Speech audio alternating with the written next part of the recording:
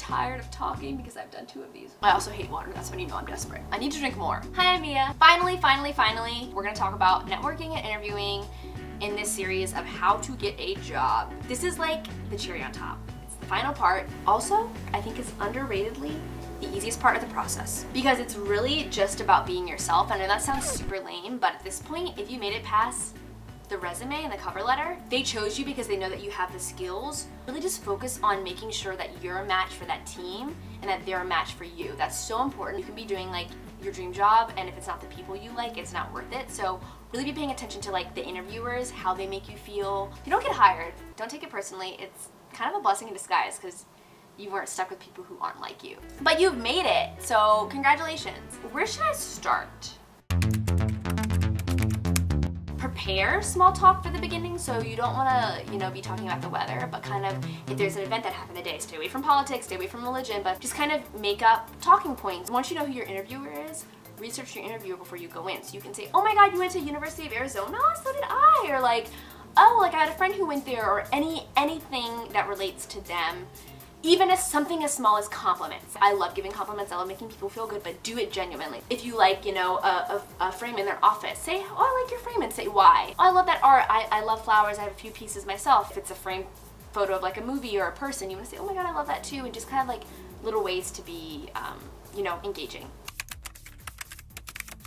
Always know your experience like the back of your hand. No matter what job or industry you're applying to, they're always gonna wanna know experientially how you handle things. So name a time that you had a conflict with your boss. Name a time that you had a conflict with a coworker.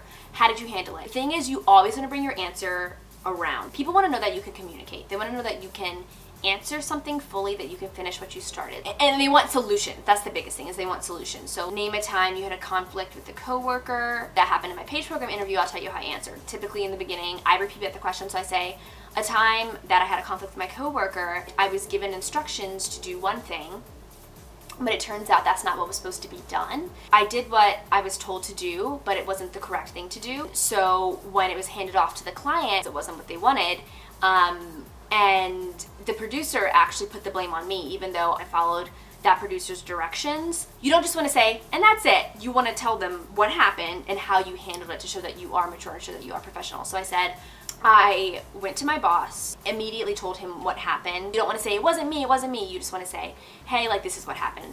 Shows that you're in good communication with your boss. And I think this is the biggest thing people don't do, is I end it on a lesson. I always end everything on a lesson. So what I learned was that you need to pick and choose your battles. I could have, gone to the producer, said, hey, why'd you throw me under the bus? I identified who was important in the situation, my boss, the client. I fixed what I needed to. I told my boss the situation so he was aware that he didn't think that it was my mistake while not also blaming it on someone else. And I didn't need to address the producer full. And I think that's the biggest thing to do, is to be mature. And that was my answer. And I actually got pulled aside after my interview, and one of the interviewers told me that it was one of the best answers he'd ever heard. You want to be able to answer a question fully. Next, it's okay to take a second before you answer a question. If it's a hard question, or if you need a second to think, do that. But again, going back to this, you want to always kind of prepare. The best way to prepare for an interview is to step into the shoes of the interviewer. What questions would you ask someone if you were on the other side of the desk and you were interviewing someone and you wanted them to work for your company? I brainstorm not just what are my strengths, my weaknesses, name a time this happened, name something you're proud of. Like, I go through every single question that somebody could answer or ask me. So I actually have created a note. I literally have a list of questions and a list of answers. So name a time you had a conflict. I put the name of the job where that situation happened. Name your strength. I have one word there. So I just review that same list before every interview, so you can always be prepared. You always want to have a question prepared. The same way I have prepared a list of interview questions that anybody could possibly ask me, I've also prepared a list of questions that I have for every company. I'll tell you the questions I always ask. I always ask about the culture of the company, because you want to be a fit.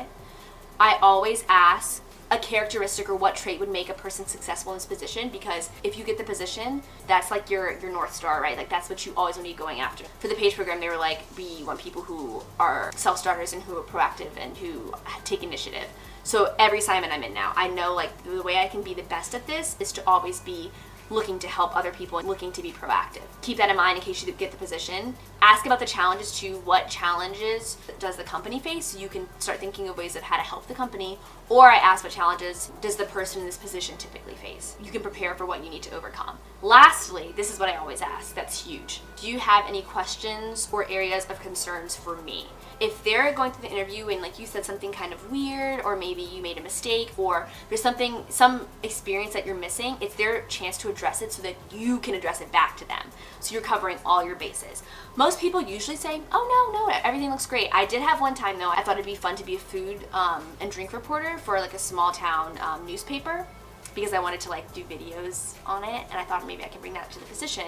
But it turns out they were looking for very traditional long form writing.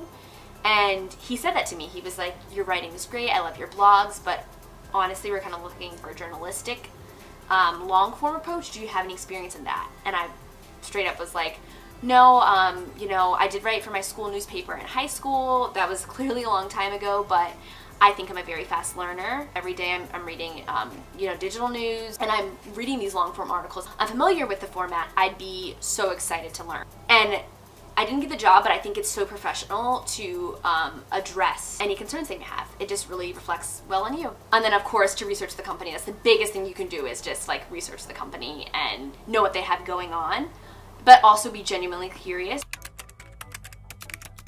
Dress appropriately, of course.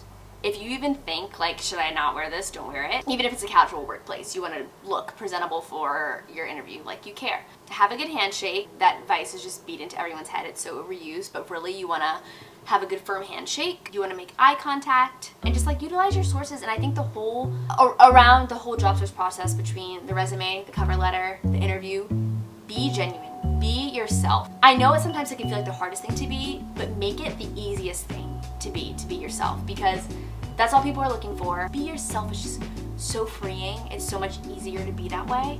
And the right things will come to you. I think that's everything. I hope that I covered everything. If not, leave a comment and I'll answer your questions. So again, don't forget to follow me on Twitter, Instagram, wherever. Let's be friends. That's everything. Hopefully that helps today. Have a good week. Good luck. Bye.